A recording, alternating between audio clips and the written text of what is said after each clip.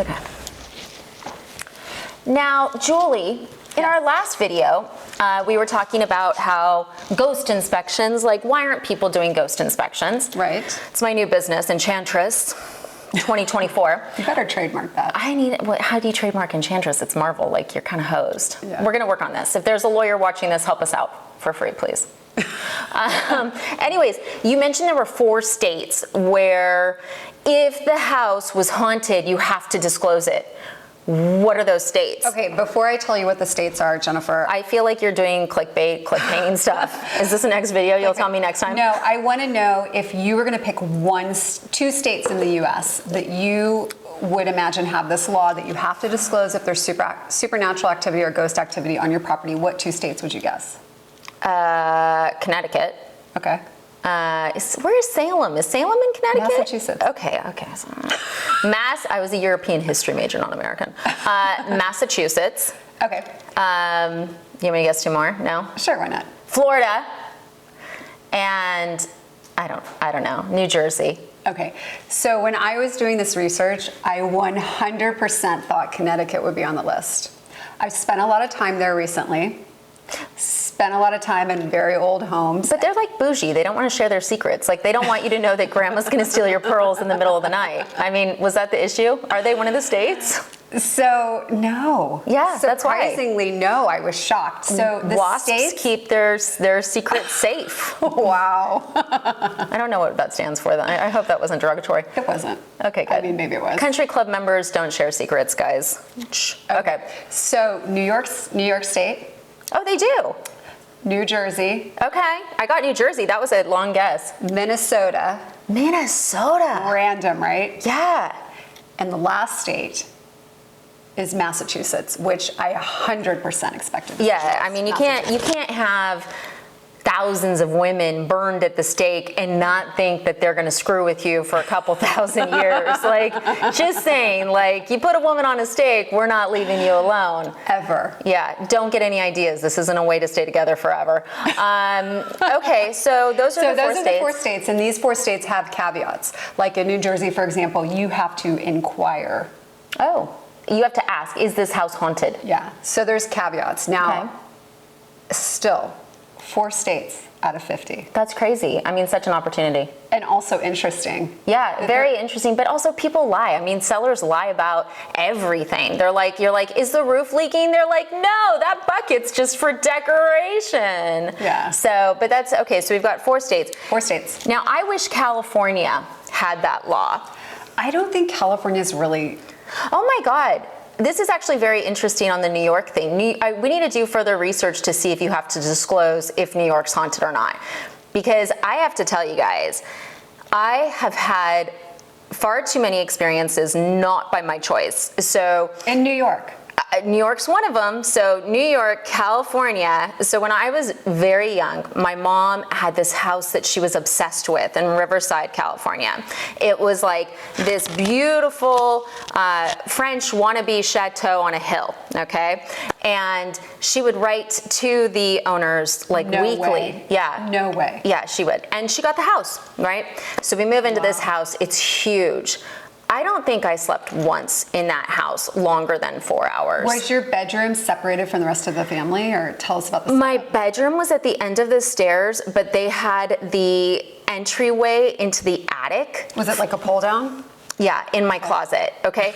Now, let me help you guys with this. When you have a small child, don't put the entryway to the attic in their bedroom, especially if they're a child with an imagination, okay? But which we all know Jennifer was that child. I was that child. I was that child.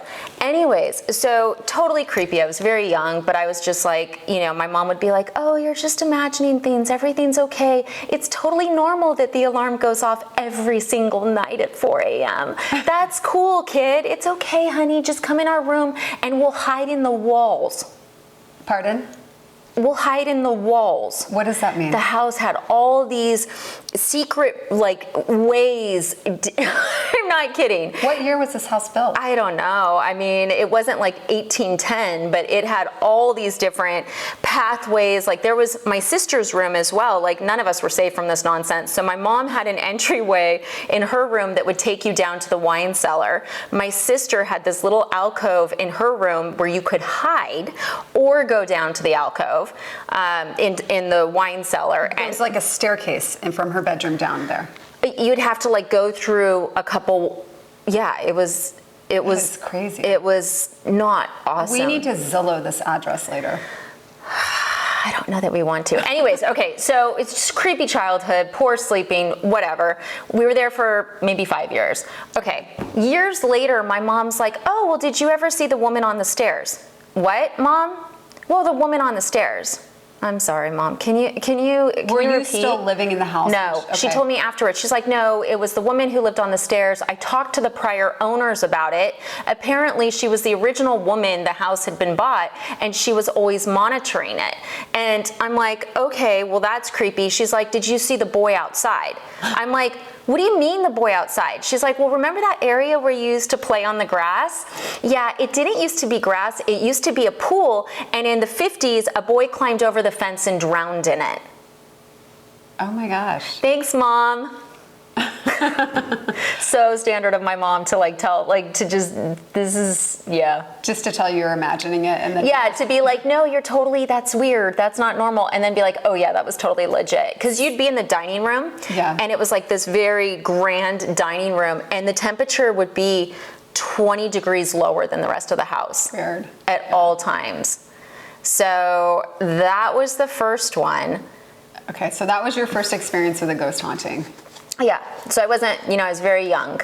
Very young. Very so young. And that was, we mentioned the signs and the signs that your house may be haunted in our first video.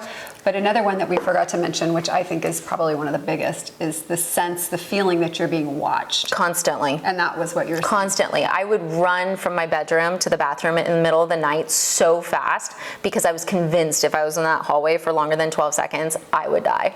That is so It was awful. horrible. I know, horrible. Do you guys have any ghost stories like this? Tell us in the comments. Yeah, tell us in the comments. And then, I don't know if we do this in one video. I think we go on to the next one. Oh, we have stories. Yeah, look, we have a ton of truck drivers. Hello, truck drivers. You're not watching me because you're listening to me, and we love you guys. Let's talk about the next one. This is how Julie and I actually met.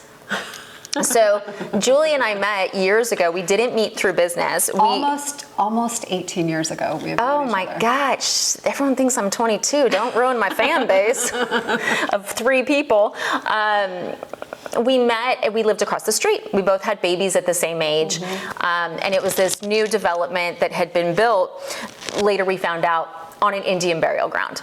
That's our suspect. Anyways, so when we first moved in, it was like, I didn't want to buy the house because when we went upstairs, it was so heavy. It was like just this feeling of like, and I was like, well, maybe it's because their furniture is oak and it's really heavy, or maybe it's because, they had some sort of like Hawaiian style perfume in the house. I was like, maybe. I remember this. Yeah, I was like, maybe that's what the issue is. We ended up buying the house because the backyard was amazing. Spectacular. And it was a really good neighborhood for our son. Yeah. And so it was 4 bedrooms, and it was just my husband and myself and my son. So we had a playroom for my son. Could not pay him to go in it. Could not pay him to go in it. And he was a little guy. He was a little guy. Yeah. He was like maybe 2. He was 2 to 3. Would not go in that playroom. I bought every single toy you guys can imagine because I love them. And nope, not at all. If I took the toy out of the room, I put it in another room, he would play with it, even if I wasn't in the room. If I put him in that playroom, he would walk out immediately. Immediately. Yeah, I remember the playroom.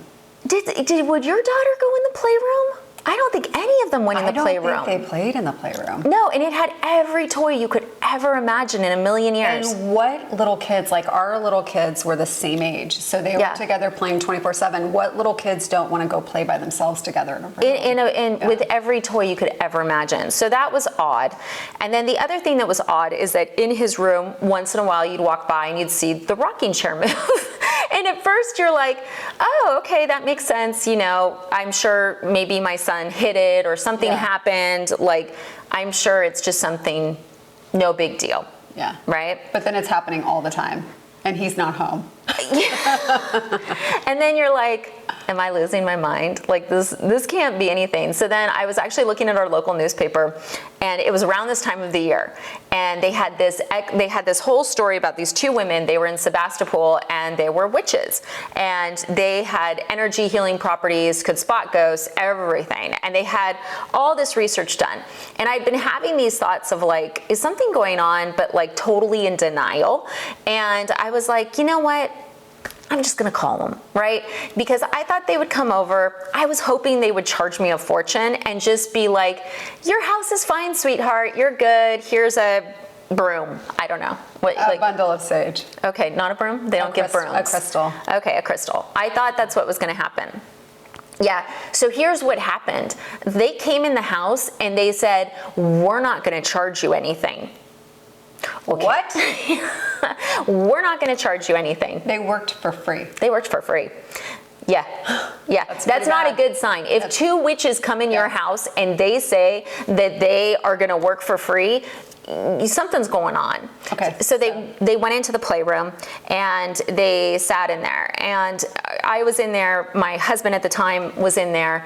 And to me, the whole thing was super weird. Like, you have two witches in your son's playroom. I mean, even the concept of a witch is super weird. It's like, I love, you know, you love the mystery of it, but like, you know, it's like fairies or unicorns, right? It's magical thinking to you. It's magical thinking, which is very challenging.